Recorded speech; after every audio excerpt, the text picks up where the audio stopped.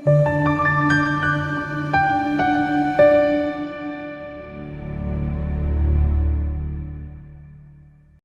uNkulunkulu angakulonde kubusise igama kuPastor uNyingithanele Mfliki.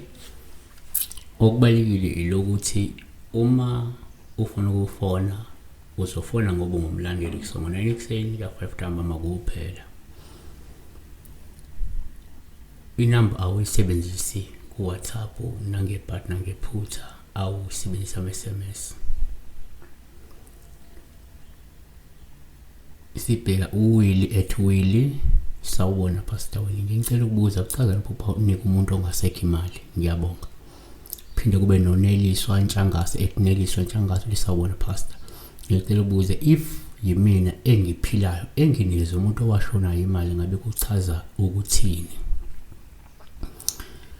These people, to both of them, they dreamt of themselves giving money to a deceased person. Here is what you can say. Number one, ngokwesintu uma uphupha umuntu ongasekho uphawu lubi uma umnikeza imali. Lusho ukuthi kumele usukume uqalase ukuthi yini ecasule ithongo ngoba ungase wena ulahlekelwe ingcebo nemali noma ke yitoho olibambile njengamanje ngenxa yokungenami kwethongo lakho ngawe. Okusho ukuthi ngesikhathi umnikezela imali lento isho ukuthi lento ikhomba ukuthi kungenzeka ungalahlekelwa ingcebo noma imali noma ke umsebenzi owubambile njengamanje ngoba lesi sidalo asiseneme. Yabo 2 omunye angayibeka kanje. Uma uphupha umuntu ongasekho uphawu lobuma umnika imali. Lusho ukuthi kungenzeka ithongo noma ulithongo elingeneme ngawe ngoba awenzi ngendlela efanele futhi uzokwephuca ke manje ubunhlanhla bakho obuzokwenza ukuthi wena ugcine mhlawumbe ulahlekelwa ke yitoho umklamo noma ibhizinisi lakho noma indlela oziphilisa ngayo igcine iphazamiseka.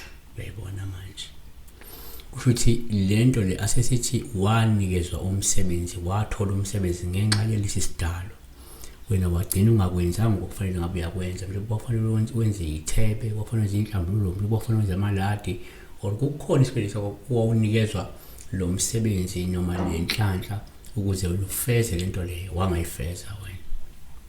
Sebathi ke manje bayakhomba ukuthi singahle siyithathe lento if you fail to perform the duties that were assigned to you. 3, kwesinye isikhathi uma uphupha umuntu ongasekho uphawu lubuma umnika imali.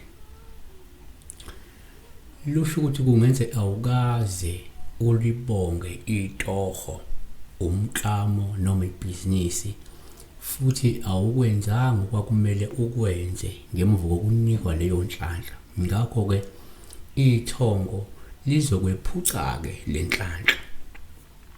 4, omunye angayibeka kanje. Kuyenzeka uma uphupha umuntu ongasekho kube uphawu lobuma umnika imali. Olungasho ukuthi abathakathi manje sebamphendula lo muntu ukuthi manje akebuye ezokwephuca manje ubunhlanhla. Futhi kukhona abantu abangaphendula isidalo baphendula ithongo ukuthi imali izabuye lize nobugovu bokuphuca ubunhlanhla libuye lizokuthatha ubunhlanhla kuwe. Yebo, siyabonga. Uma upha umuntu imali engasekho kungenza ugcine ubroke empilweni if njalo uphupha umnikeza imali when you don't fix things. Uyabona le ifana beyilungisa. Siyabonga ke. You can go to people bayakhulekela uthola deliverance. Ungahamba kubantu belabendabuko uyohlola uqalaze bathi ayilungisa la ulungisa. Depends ukuthi ukholelwa kuphi. Siwe ni phansi lamatulu, kuleka